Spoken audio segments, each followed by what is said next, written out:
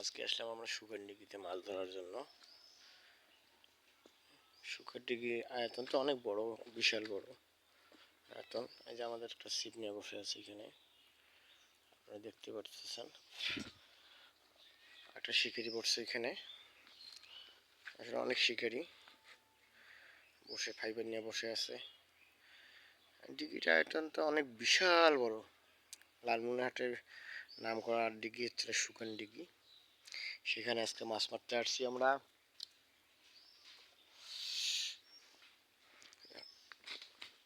ডিগিটার আয়তনটা দেখেন, বিশাল বড়।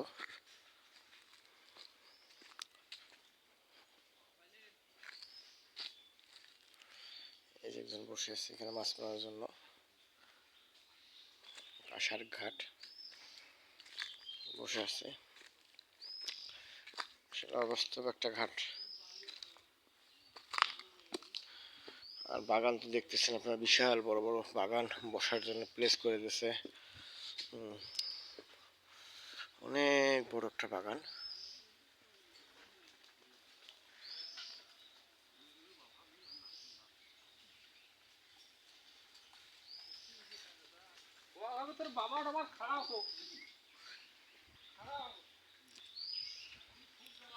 বিশ্ব বাগান, পাশে বাগান, চতুর্থ সাইডে বাগান।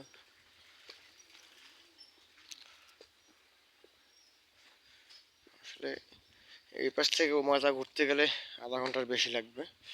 এটা একটা রাউন্ড দিতে গেলে 1 ঘন্টার কাছাকাছি লাগবে। হাইটে এই মাথা থেকে মাথা আবার যাওয়া যায়। বিশাল বড় ডিগি।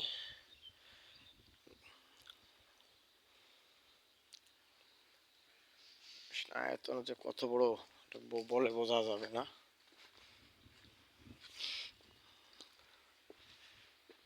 প্রতিটা একটু পরই আপনার একটা বসার সিট করে দিয়েছে, ছাতা দিচ্ছে, বাচ্চাদের খেলার জন্য ইয়ে দিছে।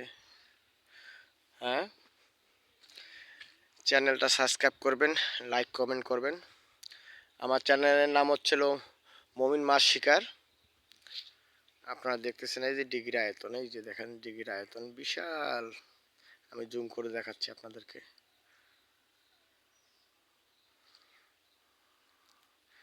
আসলে এখানে উত্তরবঙ্গ সব জায়গারই আপনি লোক পাবেন। যখন টিকিট ছাড়ে তখন অনেক জায়গার লোক আসে।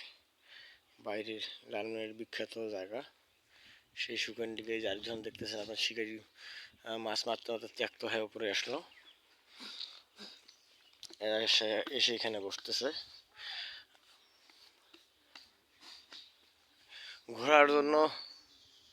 ঘোরার জন্য জায়গা ভালো, প্লাস সব দিকেই জায়গা ভালো। এখানে মানে ঘোরার জন্য, বিনোদনের জন্য, পিকনিক খাওয়ার জন্য, এভরিথিং, সব কিছুর জন্য এখানে বেস্ট জায়গা হচ্ছে সুখারডিগি। কিছুদিন আগে ভালো ভালো পিকনিক খাইতে এখানে, এখন যে মানে সমস্যা হওয়ার কারণে অনেকজন আসে না। কিন্তু আপনার ডিগির আয়তন হিসেবে অনেক বিশাল।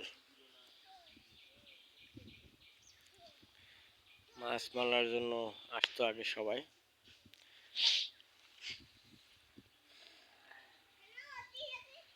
আর শিকারি যদি ত্যাক্ত হয়ে দেখেন না কেন, জামা কাপড় সব খুলে ফেলতেছে।